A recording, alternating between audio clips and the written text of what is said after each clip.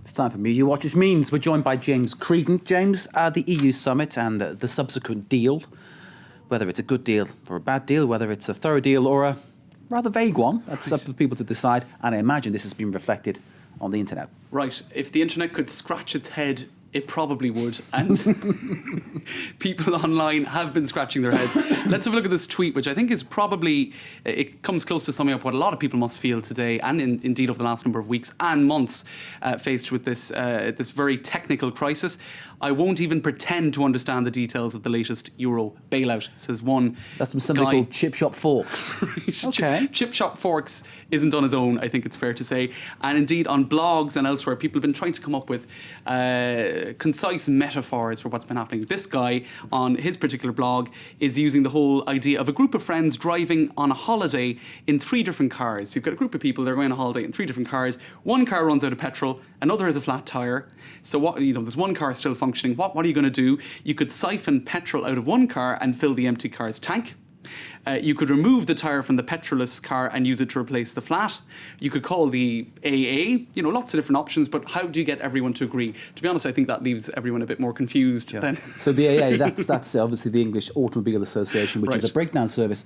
It could also be Alcoholics Anonymous, given it, I'm sure this is driving a lot of people to drink. Absolutely. So maybe that's meant to be a metaphor for the IMF, for this European Financial Security Facility. Who knows, really? But in any case, one comment that a lot of people have been coming up with here on the French version of Twitter and elsewhere is the fact that Europe is going to China for some help. We don't know yet to what extent China will be helping this European bailout fund, the EFSF. But here somebody is saying Sarkozy has sold Europe to China, a so-called communist country, not bad for a right-leaning president. Elsewhere you've got somebody on, or the Nouvel Observateur website saying, well, the right are applauding Nicolas Sarkozy for his efforts in saving Europe, whereas the left are somewhat worried about the shadow of China. And indeed, that's a comment that we're finding in a lot of people's tweets. And this particular left-leaning MP in France, who's close to François Hollande, he says, this is an unfortunate piece of news, the Chinese in Paris. And what he did is he tweeted a link to a 1970s French film. Let's have a look at what he was talking about.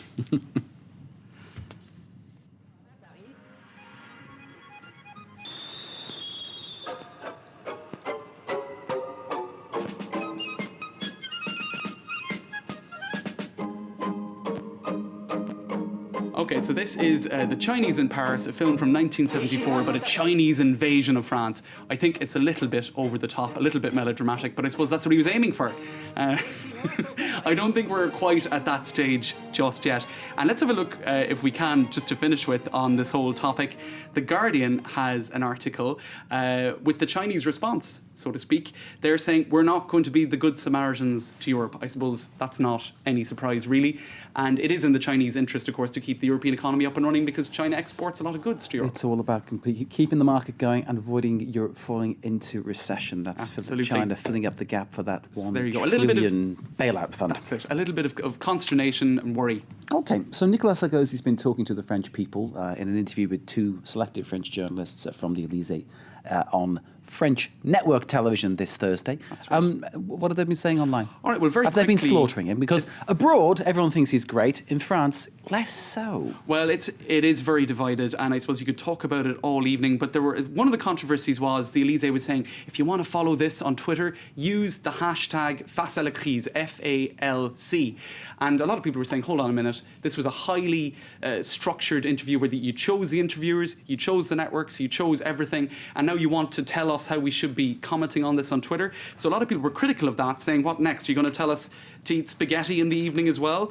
But just in terms of comments that people were making on Twitter, one person said, this guy Gregory Sanzos says, well, at last we have somebody who is running this show and who will get France out of the debt crisis. Somebody else was a lot less, I suppose, complimentary, calling it the Sarko show, a big piece of PR for Sarkozy. That's been trending big time, hasn't it? Sarko right, show. Sarko show. And they said that in 2007, his big slogan for re-election or for getting elected was "Travailler plus pour gagner plus." Work more to earn more. Now it's work more to pay back more. We're about to pay back more. So it's a divided, I suppose, a divided lot out there. James, we need to leave it there, I'm afraid. James Creedon now with Media Watch. Stay with us. We've got much more to come here, live from Paris on France 24.